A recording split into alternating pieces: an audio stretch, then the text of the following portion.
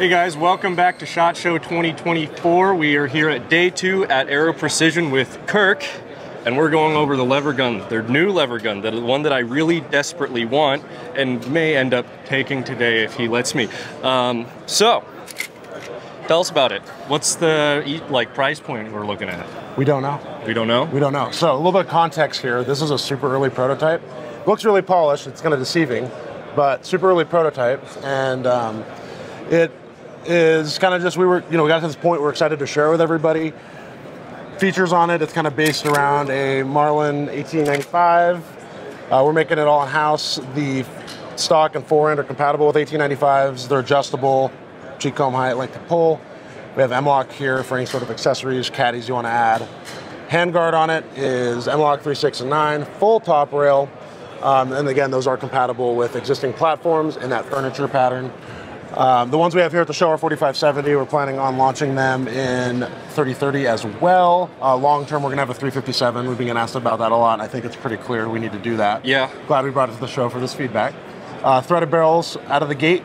So yeah, these are just a really good introductory offering. We're trying to take that lever gun DNA and put it in with our manufacturing processes and everything to kind of bring all that value to the customers that we kind of do with everything else. Mm-hmm. So we have this one, if a more traditional lever gun suits your fancy. Our sister company, Stag Arms, has one with more of like a traditional laminate wood. Oh yeah, so it's going to end up looking more like a standard Marlin. Yeah. So if you're feeling really Terminator, this is awesome. If you're feeling more like Marty Robbins, the Stag Arms one's there for you. Yeah, no shit. Well, let's see. So when are we going to be expecting this to hit the market? Sometime next year. I don't have an exact date, but you'll know because it'll be on the site. Oh, so we'll know it when we see it. You'll know it when you see it. We'll probably have a more substantial update with a more firm launch schedule at SHOTSHOW next year. But again, we were just really excited to get this here. Wanted to get feedback from everybody. So cool. Here it is. Yeah. Well, we're really excited to see it.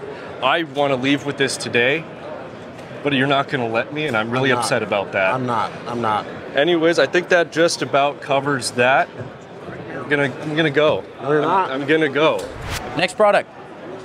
It's a Lahar small. What's this called? The Tephra 22. Tephra 22. Still volcanic, but smaller particulate. Not a big mudslide. This is our rimfire suppressor.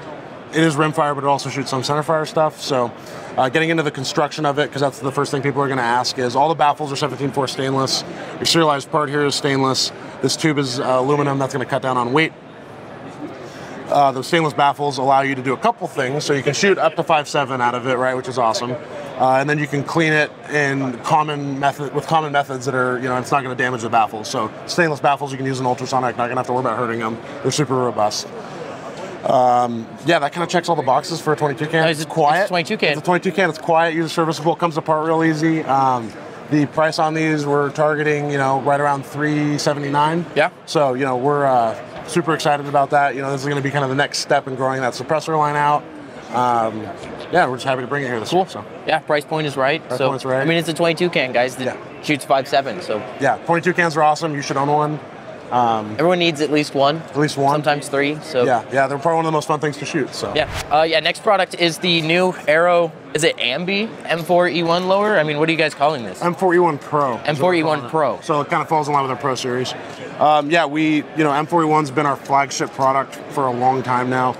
Something we've been asked a ton for the last several years is hey, we need an Ambi. We need an Ambi. So we have it here this year. We wanted to make sure everything was done intentionally. We didn't want a Band-Aid oh, here's a off-the-shelf lever, here you go, there's your Ambi. We wanted it to be, purposely built around that.